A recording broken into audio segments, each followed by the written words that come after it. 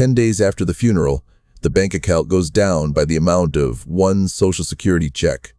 Nobody at the bank did anything wrong. Nobody at Social Security made a mistake, and the family did not do anything they should not have done. That withdrawal is the system working exactly as it is written, and almost nobody knows it is coming. I am Ray, and today we are going to take apart the last Social Security check, why it gets pulled back, the rule that decides which month is the last one, the one payment that has to be asked for and never arrives on its own, and the 3 things to do in the first week so none of this lands as a surprise.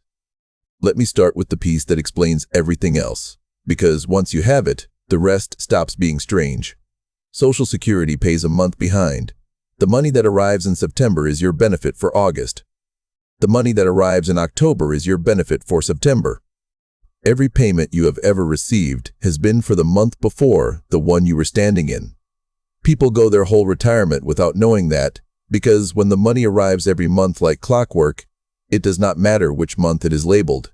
It only matters once. Now here is the rule that sits on top of it, and this is the one that surprises families. To be due a benefit for a month, a person has to live the whole month, not most of it, all of it.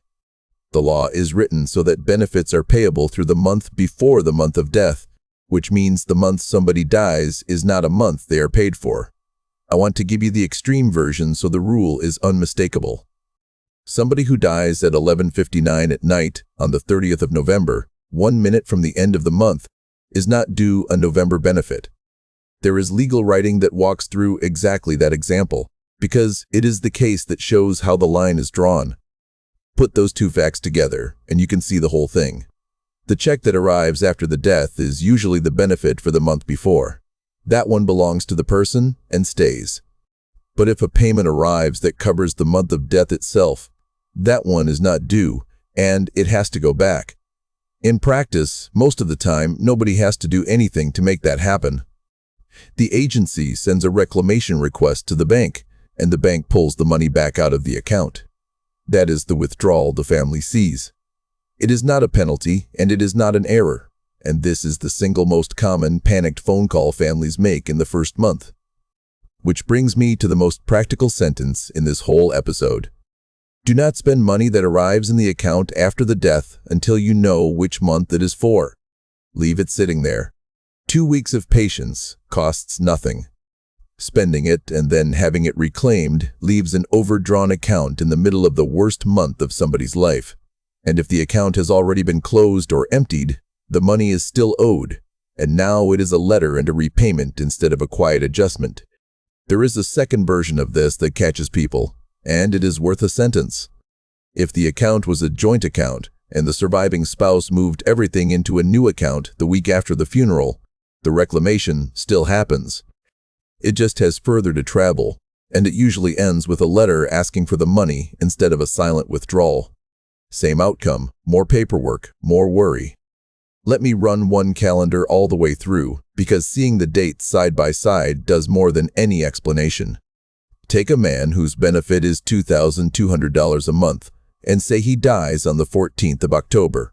On the second Wednesday of October, before he died, a payment landed. That payment was his September benefit. September was a month he lived all the way through, so that money is his, and it stays with the estate. Then in November, another payment lands, on the same Wednesday it always does. That one is the October benefit. October is the month he died, and he did not live all of it. That $2,200 is not due, and it is the payment that goes back.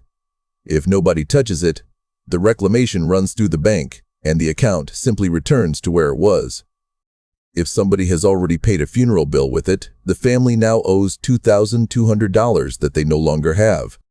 Same man, one different fact. Say he dies on the 1st of November instead, 17 days later. Now, October is a month he lived all the way through, so the October benefit that arrives in November is his and stays. And the November benefit, which would have arrived in December, is the one that never becomes due. 1 month of difference, 1 payment of difference, and the rule did not change at all. Now let me deal with what the household actually receives, because it is not nothing, and 2 of the 3 things have to be asked for. The first one is the lump sum death payment. It is $255. I know, $255 does not sound like a serious number in 2026, and there is a reason for that. That figure was set in the 1950s, and it has never been adjusted for inflation. Not once in 70 years. Everything else in this system moves with prices every year. This one number has sat still since the decade it was written. Here is what matters about it anyway. It does not arrive by itself. Somebody has to claim it, and there is a deadline of 2 years from the date of death. After that, it is gone. It goes first to a spouse who is living with the person at the time of death. If there is no spouse, it can go to a child who qualifies. And a very large number of families simply never claim it because nobody tells them it exists at a moment when nobody is reading government pages. The second thing is the survivor benefit, and this is the one with real money in it. A surviving spouse can claim a survivor benefit starting from the month of death. That is a different rule from the one we just discussed, and it is worth noticing the difference. The deceased person's benefit stops before the month of death, and the survivor's benefit can begin in it. The household principle is the one we covered in full in the survivor episode. The household keeps the larger of the two checks and the smaller one ends. If the person who died had the bigger benefit, the survivor moves up to that amount. If the survivor already had the bigger one, they keep their own and the smaller check simply stops. But it does not switch over automatically. Somebody has to apply, and the application has to be made by the survivor. If you take one thing from this section, take that. Nothing about survivor benefits happens on its own.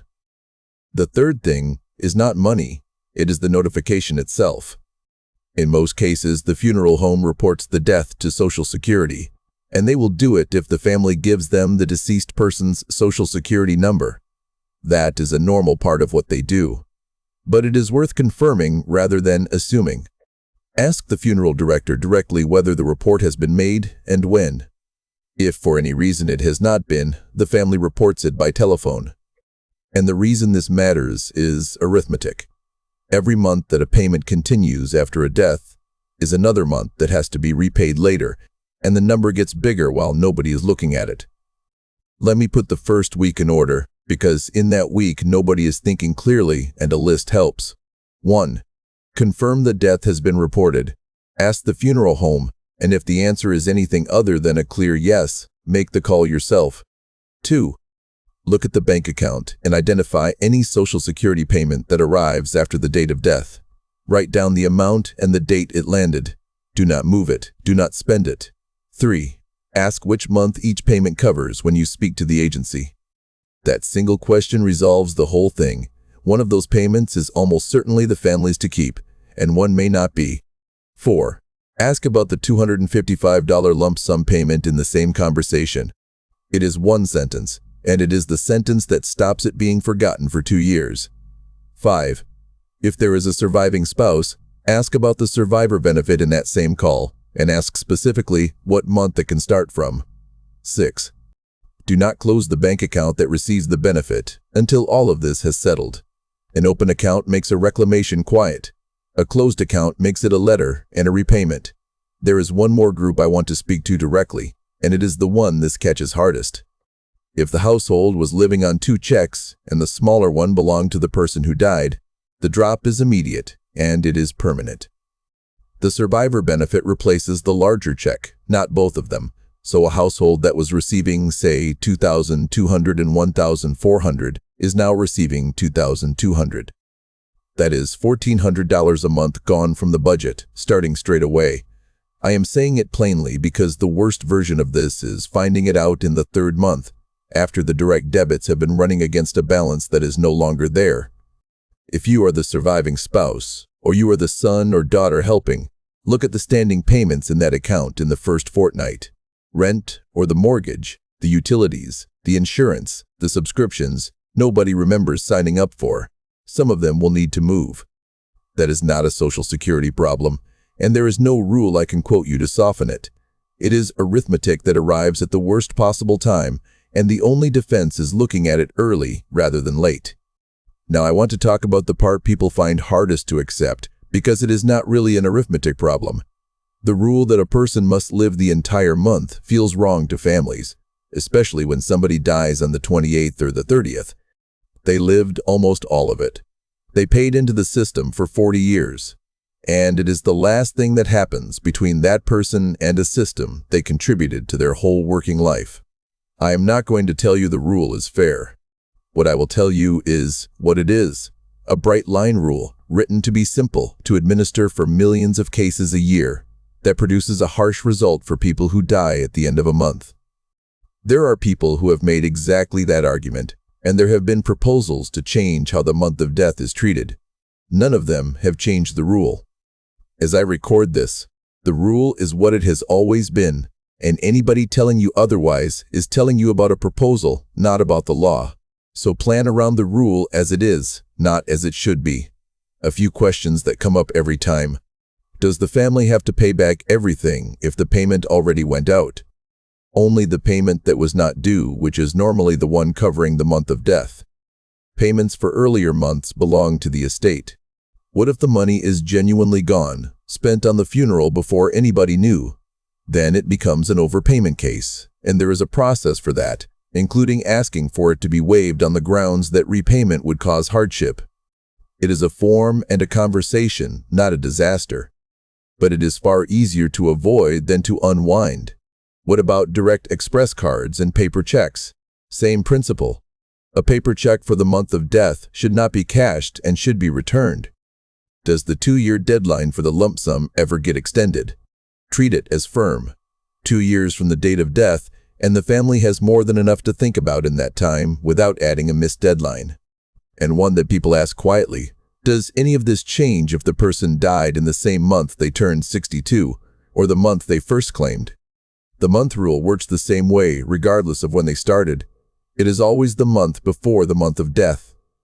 Let me close with the piece of this I would most want a family to hear. The withdrawal from the account is not somebody taking something away from your father or your mother.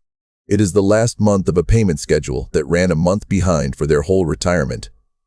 The money they earned for the months they lived is theirs and stays. What goes back is 1 month that the law never counted as owed. Knowing that in advance turns a frightening bank alert into an expected line item, and it means the $255 gets claimed and the survivor benefit gets applied for, instead of both being noticed a year later. Here is the whole thing in 4 lines. Benefits are paid a month behind. A person must live the whole month to be paid for it. The payment covering the month of death goes back, usually automatically through the bank. And the lump sum payment and the survivor benefit both have to be asked for, one of them inside 2 years. I am Ray. Take care of your record, and I will see you in the next one.